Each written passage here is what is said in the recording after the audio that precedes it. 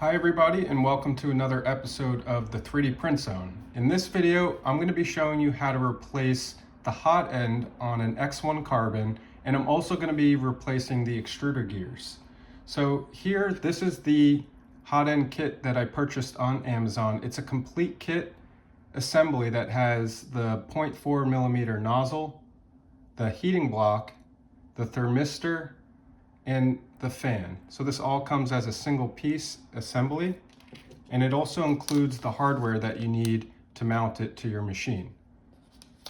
I'm also going to be replacing the gear assembly, so there's two halves to this. There's this one with the large yellow gear and the gear here that the filament rides on, as well as this subassembly as well. So the reason you may want to replace these, if you have a lot of hours on your machine. So for example, I 3D print guitars, and that uses quite a lot of filament and puts a lot of hours on the machine. Over time, the gears on your extruder might start to wear down a bit, and your nozzle could over time slowly start to wear away, and especially if you're running any sort of abrasive materials. So for example, glass filled or carbon filled filaments will be a little bit more abrasive on the nozzle, and over time can wear it down, and you may need to replace your nozzle.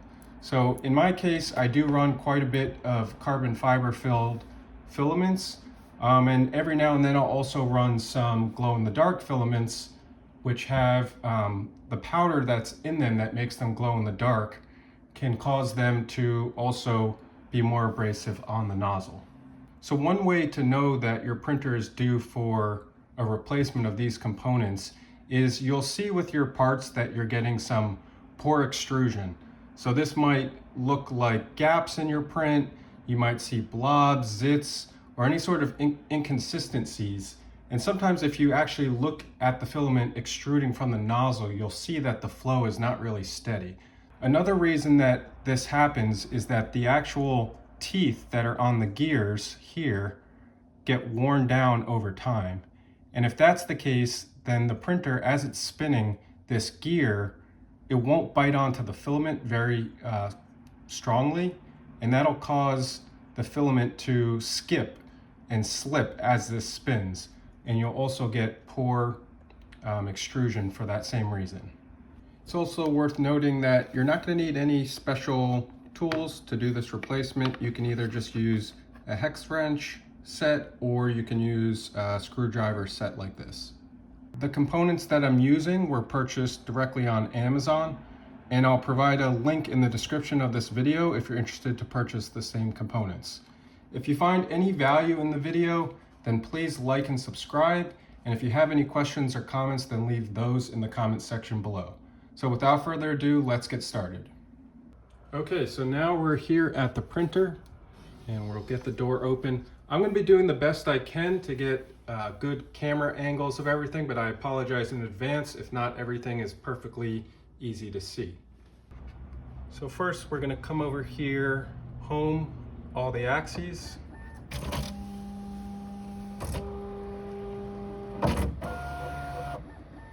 And now I'm just going to go ahead and drop the bed all the way towards the bottom so it's out of the way. So first we're going to want to go ahead and get this cover off. So it's magnetic. You want to be careful because there are wires connected here, but it should be able to just pull off. And typically I like to just kind of move it over to the side and kind of hang it from these rails here and just get it out of the way. So in order to remove the components, you're going to want to start by disconnecting the cables. Now definitely make sure to be careful. They're pretty thin and the connectors are also pretty small. So you just want to do this carefully so that you don't accidentally break anything or pull any of the wires out of the connectors.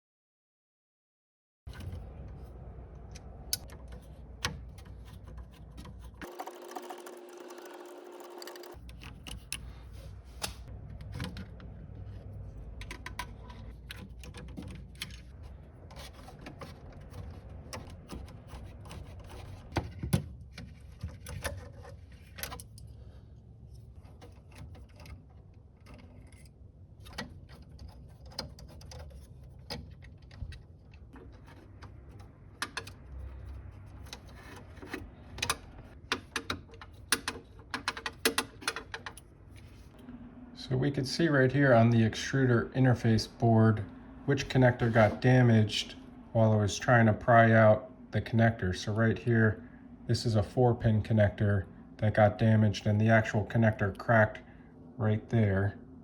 And that's why we're going to be replacing this interface board. And this is the replacement interface board. Got the board here, the mount for the ribbon cable, and then some silicone glue. So now we can go ahead and mount this little retainer for the ribbon cable. It goes face downwards like that with these 2 tiny little screws. So I'm just putting these screws in place, but I'm going to keep them loose so that we can get the ribbon cable in and then tighten it down after. So this is the housing that we have our gears, and we can also see right here, this is the filament sensor that detects whether or not there is filament running through the housing. So I'm going to show you now how to disassemble it. That way we can get the new gears in place. So you can start with these 2 screws here for the filament sensor, which is also holding part of the housing together. Once those 2 screws are loose, you should be able to wiggle the sensor out. Just be careful with it. There we go. Now this little filament sensor module can be set aside. Now if we flip the housing over, you can see there's 3 screws that come off. And I apologize, there's actually a 4th screw right here that also has to get removed. And now that we've got the 4 screws off, we can get the housing off. You want to do this slowly so that you don't accidentally lose any of the components. And there we go. So now we can see the 2 halves. And you can even see a little bit of filament that's kind of ground up in here. And that's not going to help us out at all. So this gear here can slide out just like so. We want to make sure that we clean out the inside here before we reinstall everything. Now you can see there's a screw right here that we can loosen.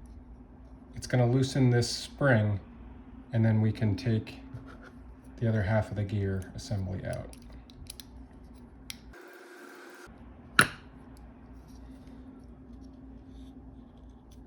Now we can pull this part out.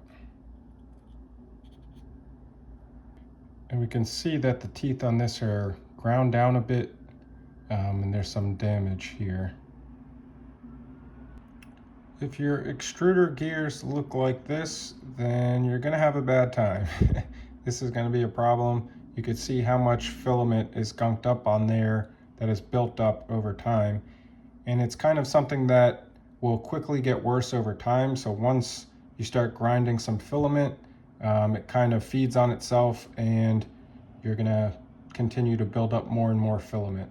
So at this point, these gears are completely shot, and we're gonna swap in a brand new set so that we don't have any issues going forward.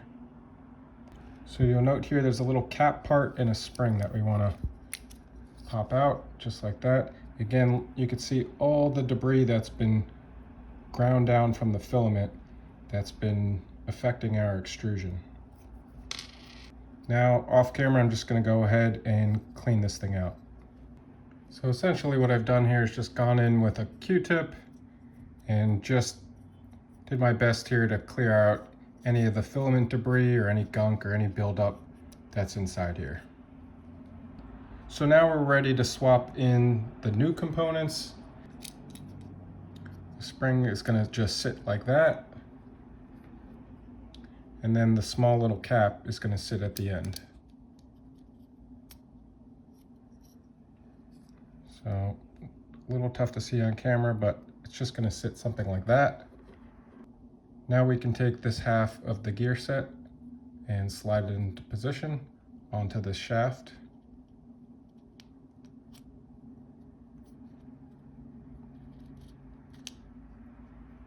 just like that.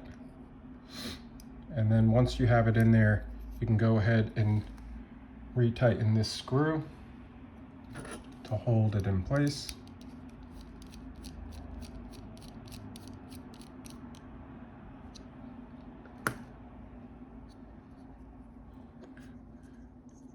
And now we're ready to slide the other half of the gear set into position.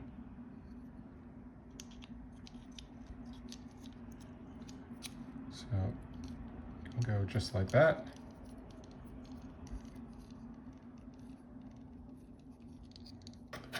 The housing can be reinstalled.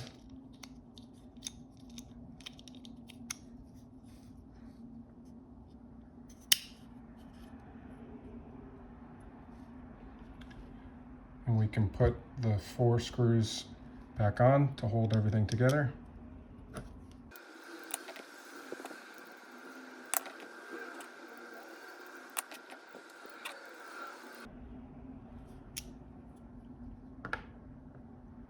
And the last step is going to be to reinstall the filament sensor, which goes right here. So the housing kind of slides into position like that.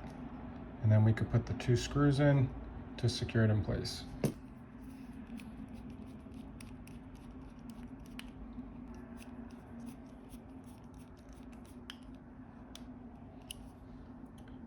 And there we go. Just like that, we are reassembled and we have our new gears inside the housing. All right, so now I'm going to go ahead and install the new interface board by mounting it with the 2 screws.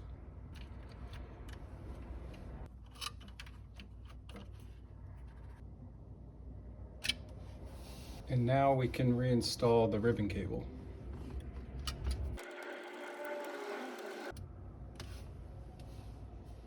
Now we can mount this back in with the 3 screws.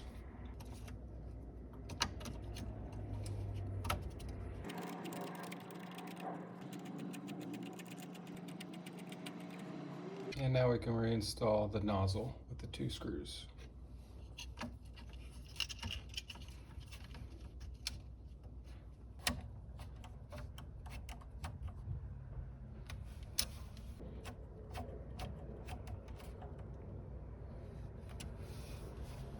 Don't forget to connect your extruder tube by just pushing it back in. And then lastly, we're gonna connect the wires. Now the wires, they only fit in one connector, so you don't have to worry about which one goes where. But again, just be careful. Do your best not to damage anything during this process.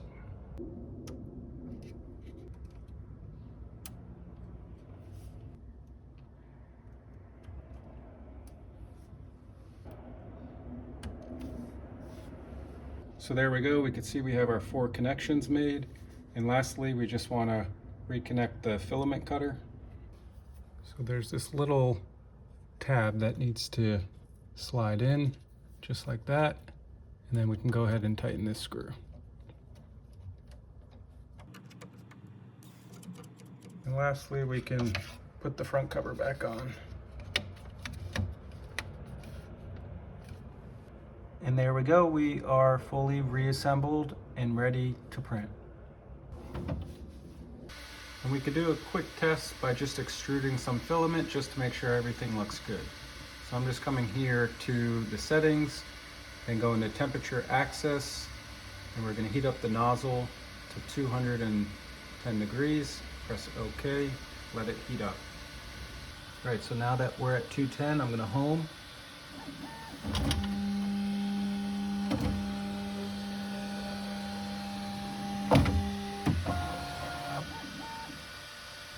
And we can press the down button right here and filament will extrude, and we can check that it's flowing nicely.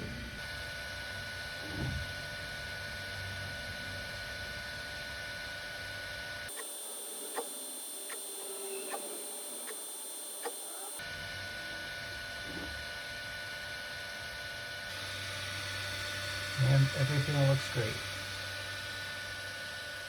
So once again, if you found any value in this video, then please go ahead and like and subscribe. If you have any questions, then leave those in the comments section below. Thanks again for watching, and we'll see you in the next video.